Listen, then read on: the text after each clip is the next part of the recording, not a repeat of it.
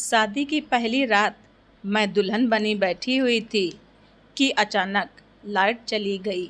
Light जाते ही मुझे अपनी भाभी की बात याद आ गई। उन्होंने कहा था कि अपने आप को पसीना मत आने देना, वरना पसीना आते ही तेरा महंगा मेकअप उतर जाएगा और तेरा पति तुझे देखते ही डर जाएगा। लाइट जाते ही ये सब सोचने के बाद मैं बहुत घबरा गई, क्योंकि मैं बहुत काली थी। अतुल से मेरी मुलाकात फेसबुक पर हुई थी। हम दोनों रोज फ़ोन पर बातें करते करते एक दूसरे को पसंद करने लगे। अतुल ने जब मेरी फ़ोटो मांगी तो फ़ोटो में काला गोरा तो समझ में नहीं आता। मेरे नैन नक्श इतने अच्छे थे, इसलिए मेरी फ़ोटो बहुत अच्छी आती थी। जब मैंने उसे अपनी फ़ोटो भेजी तो वो देखते ही मुझे पसंद कर लिया और कुछ ही दिनों में हमारी शादी हो गई। शादी की पहली रात दुल्हन बनी बैठी हुई मन ही मन घबरा रही थी कि अगर मेरा मेकअप उतर गया तो अतुल कहीं मुझे देखते ही मुझे छोड़ न दे। इसलिए लाइट जाते ही घबराहट की वजह से मैं बाथरूम में चली गई कि लाइट आने के बाद मैं अपने मेकअप को थोड़ा ठीक ठाक कर लूँगी। थोड़ी देर में ही लाइट आ गई और मैं बाथरूम से निकली, पर जब मेरी नज़र अपने पति पर पड़ी तो मेरी जान निकल गई, क्योंकि वो तो एक मेरा नाम अपूर्वा है। मैं दिखने में एकदम काली थी, इसलिए मेरे लिए जो भी रिश्ता आता मेरे काले रंग को देखकर मुझे नापसंद कर देता। इस बात को लेकर मैं और मेरे घर वाले बहुत परेशान रहते थे कि आखिर मेरी शादी होगी भी कि नहीं। मैं अपनी दोनों बहनों से बिल्कुल काली थी। मेरी दोनों बहनें मेरे से छोटी थी, पर उनकी शादी हो गई थी। मेरी सांवली सूरत की वजह से कोई भी लड़का मुझे पसंद नहीं करता। लड़के वाले मुझे देखने तो आते, पर देखते ही मुझे नापसंद कर देते। अगर मेरी सांवली सूरत को न देखा जाए तो मैं हर चीज़ में आगे थी। अच्छा खाना बना लेती और पढ़ने में भी ठीक थी, पर हमारे समाज में मुझ जैसी लड़कियों की हर खूबी उनकी सांवली रंगत में छुप जाती है। मेरे लिए आने वाले हर रिश्ते मेरे मुंह पर ही कह देते कि ये लड़की तो बहुत ही काली है। धीरे धीरे करके वक्त गुजरता जा रहा था और मेरी उम्र भी निकलती जा रही थी। कुछ दिन बाद मेरे से छोटी मेरी दोनों बहनों की शादी हो गई। मैंने और मेरे घर वालों ने तो मेरी शादी की उम्मीद ही छोड़ दी थी, पर कुछ दिन बाद उम्मीद की किरण तब नज़र आई जब मैंने फेसबुक ओपन किया। फेसबुक पर ही मेरी मुलाकात अतुल से हुई थी। अतुल दिखने में काफ़ी खूबसूरत थे। मैंने फेसबुक पर उनकी फ़ोटो देखी थी। मैंने फेसबुक को लॉगिन किया था, पर उसमें मेरे नाम के सिवा और कुछ नहीं था। मैंने अपनी एक भी फ़ोटो फेसबुक पर नहीं डाली थी, पर जब मैंने अतुल को फ्रेंड रिक्वेस्ट भेजी तो उन्होंने एक्सेप्ट कर ली। उसके बाद हम दोनों की चैटिंग से बातें होने लगीं, तो बातों ही बातों में उन्होंने मेरी फ़ोटो मांगी।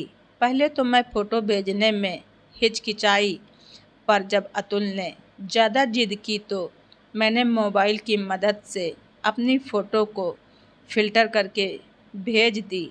मेरे नैन नक्श तो बहुत ही सुंदर थे, बस कलर ही काला था। और फ़िल्टर करने के बाद मेरी फ़ोटो बहुत ही अच्छी आई थी। फ़ोटो देखते ही अतुल मेरी बहुत तारीफ़ करने लगा। काफ़ी दिनों तक हमारी फेसबुक पर बातें हुई। उसके बाद अतुल ने मुझे प्रपोज कर दिया। मैं तो यही चाहती थी। जब ये बात मैंने अपनी माँ को बताई और अतुल के बारे में सब कुछ बताया कि अतुल एक कंपनी में इंजीनियर है और मुझे पसंद करता है, तो माँ भी बहुत खुश हुई। उन्होंने फ़ोन पर अतुल के घर का पता लिया। पता पाने के बाद माँ और भैया अतुल को देखने उनके घर गए। मैं बहुत खुश थी, पर न जाने क्यों माँ जब वहाँ से वापस आई तो बहुत उदास थी।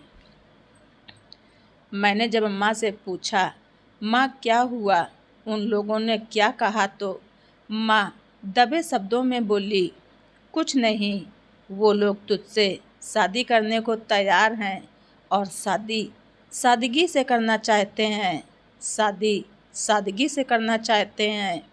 ये बात सुनकर मेरे मन में कुछ खटका, क्योंकि अतुल घर के इकलौते बेटे थे और वो भी शादी सादगी से करना चाहते हैं। ये क्या बात हुई? पर कोई बात नहीं, मेरी शादी इतने मुश्किलों के बाद हो रही थी।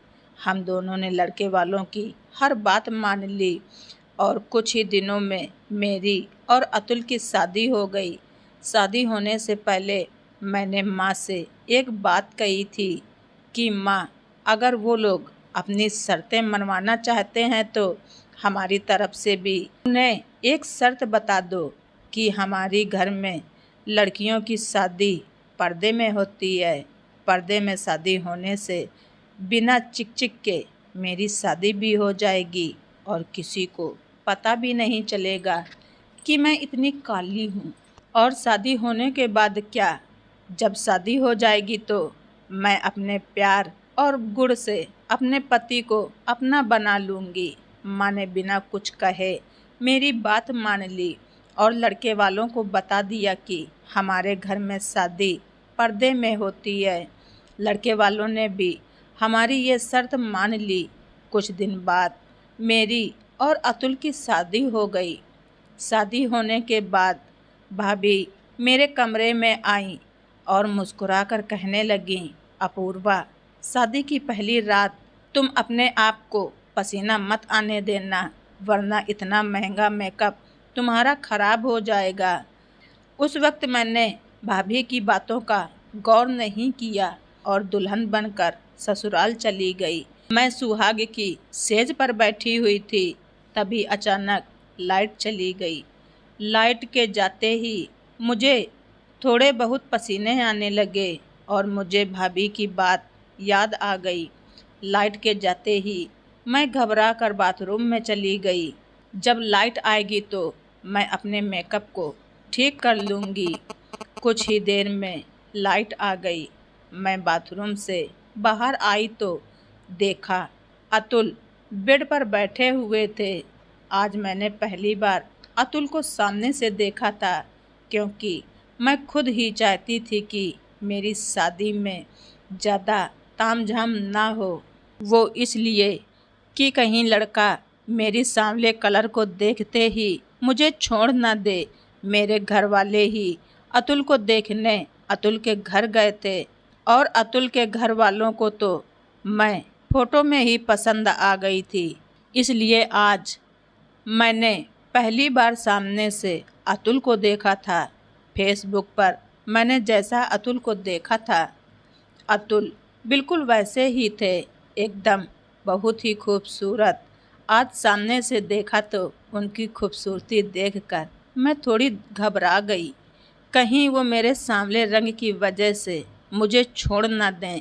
फिर भी मैं अपने आप को संभाले हुए उनके पास गई और उनके बगल में जाकर बैठ गई। कुछ वक्त हम दोनों में खामोशी थी। फिर अचानक अतुल ने कहा, तुम अपनी फ़ोटो से भी ज़्यादा खूबसूरत हो। यही कहते हुए अतुल ने मुझे मुंह दिखाई की अंगूठी पहनाई। मैंने पहली बार किसी के मुंह से अपनी तारीफ़ सुनी थी और वो भी आज मेरा पति तारीफ़ कर रहा था। मैं बहुत ही ज़्यादा खुश थी, बस अंदर से डरी हुई थी कि कहीं मेरा मेकअप धुलने के बाद अतुल की मोहब्बत कम ना हो जाए। अभी मैं यही सब सोच रही थी कि तभी अतुल ने कुछ ऐसा कहा कि मेरे होश उड़ गए। उन्होंने कहा, तुम हाथ मुंह धोकर हल्के कपड़े पहन लो, ये भारी भरकम कपड़ों से तुम परेशान हो रही होगी। अतुल के इस बातों ने मेरे दिमाग में खलबली मचा कर रख दी कि अब क्या होगा। मैं बहुत घबराई हुई थी, पर अतुल बार बार बस यही बोल रहे थे कि जाओ अपने कपड़े बदल लो। मैं ना चाहते हुए भी बाथरूम में गई और हाथ मुंह धुलकर एक सिंपल सी ड्रेस पहनकर डरते डरते बाहर आई। पर अतुल की बातों ने तो मुझे और भी ज़्यादा हैरान करके रख दिया। वो मुझे देखते ही कहने लगा, अब तुम पहले से भी ज़्यादा खूबसूरत लग रही हो। उनकी इस बातों से मैं सोच में पड़ गई कि ये क्या, एक बार भी मेरी काली सूरत के बारे में कुछ नहीं कहा और ये तो मेरी तारीफ़ करते जा रहे हैं। वो मेरी तारीफ़ करते हुए कह रहे थे कि तुम मेकअप से ज़्यादा नेचुरल में अच्छी लगती हो। वो बस मेरी तारीफ़ किए जा रहे थे और मैं अपनी किस्मत पर खुश हो रही थी कि भले ही मेरी शादी लेट से हुई, पर एक बहुत ही अच्छे और खूबसूरत इंसान से हुई। अभी मैं यही सोच रही थी कि दरवाजे पर दस्तक हुई और उस दस्तक ने मेरी ज़िंदगी में अंधेरा करके रख दिया। अतुल दरवाज़ा खोलने के लिए खड़े हुए तो मैंने देखा स्टैंड के सहारे मचकते हुए चल रहे थे। लोहे की छड़ी के सहारे कमरे का दरवाज़ा खोला। अतुल की एक टांग घुटने के नीचे से नहीं थी। ये सब देखकर मैं फूट फूट कर रोने लगी। कमरे के बाहर मेरी ननंद थी जो दूध लेकर आई थी। वो दूध रख कर चली गईं। आज मुझे माँ की चुप्पी याद आ रही थी कि माँ जब अतुल को देखकर आई थी तो इतनी चुपचाप क्यों थी। मेरे घर के सभी लोगों को पता था कि अतुल की एक टांग नहीं है, पर किसी ने एक बार भी ये बात मुझसे नहीं कही। उन्हें तो ये था कि किसी भी तरह मेरी शादी हो जाए और मैं इस घर से चली जाऊं।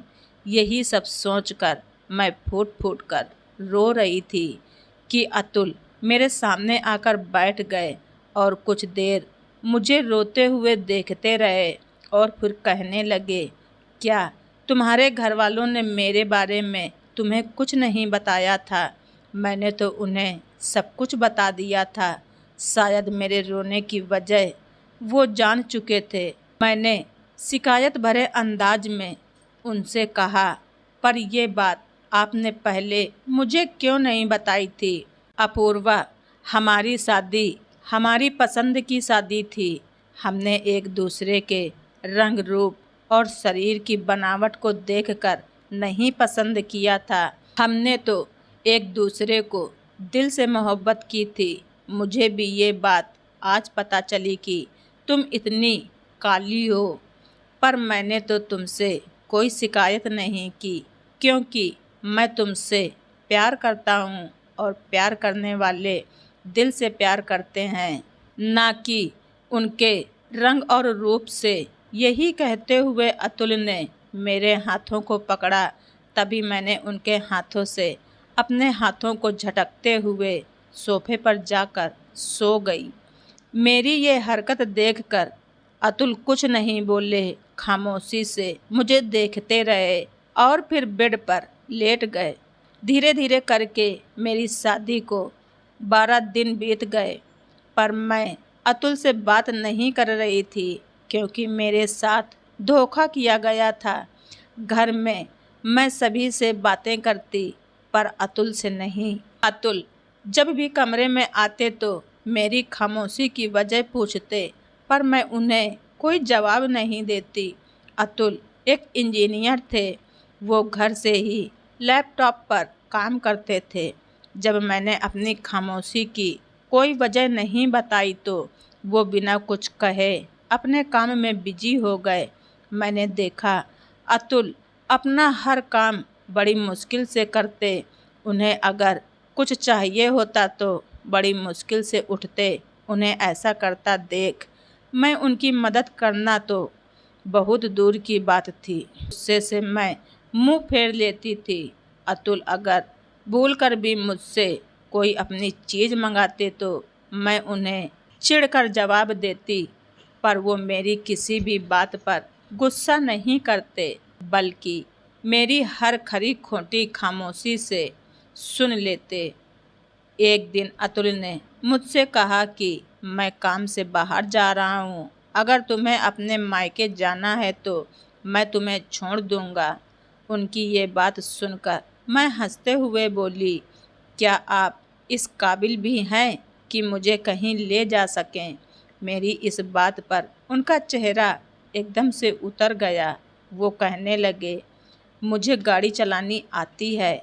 उनकी ये बात मुझे हैरान करके रख दी कि मैंने सोचा शायद इनकी गाड़ी ऑटोमेटिक होगी। मैंने सोचा चलो चलती हूँ और देखती हूँ कि ये गाड़ी कैसे चलाते हैं। मैंने देखा गाड़ी नॉर्मल गाड़ियों की तरह ही थी और वो एक पाँव से ही गाड़ी को कंट्रोल करके बड़े ही अच्छे से चला रहे थे।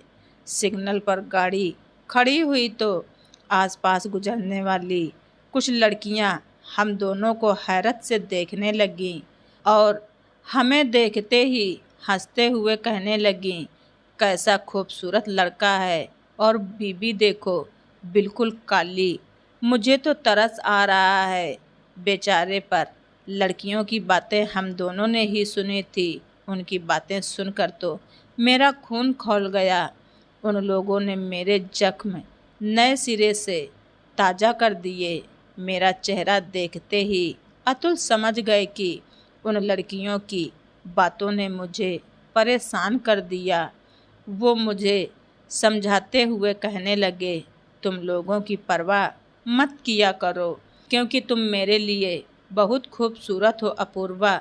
अगर तुम मेरे साथ खुश नहीं हो तो जो चाहे वो फैसला ले सकती हो। तुम हर फैसले के लिए आज़ाद हो।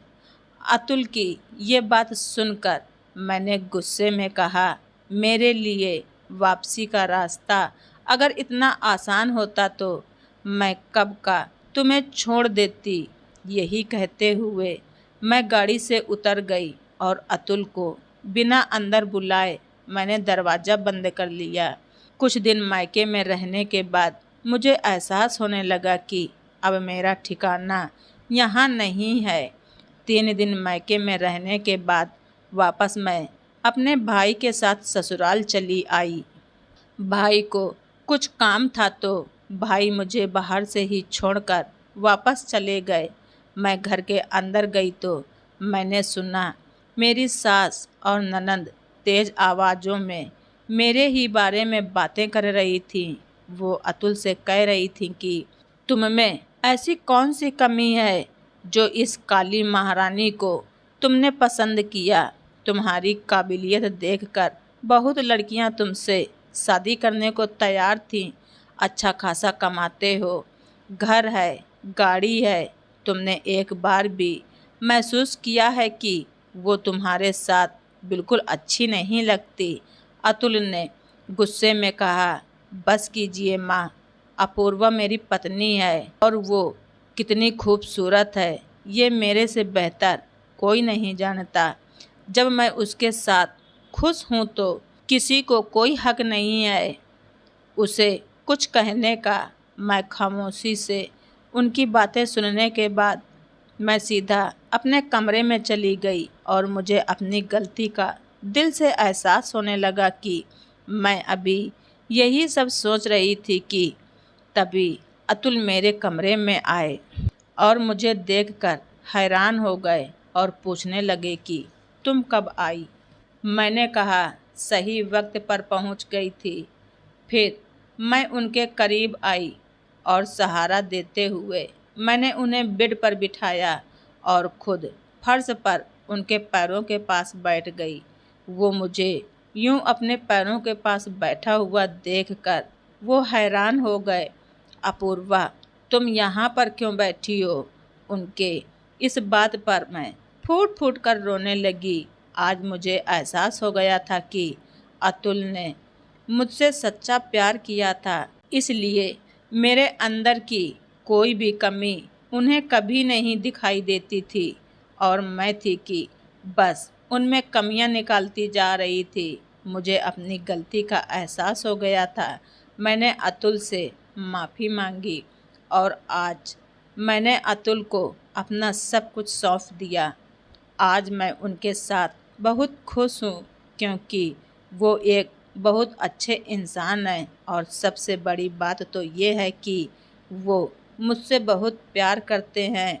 बिना समाज की परवाह किए मुझे पसंद करते हैं। तो दोस्तों, आप सभी लोगों को हमारी ये स्टोरी कैसी लगी कमेंट बॉक्स में ज़रूर लिखें।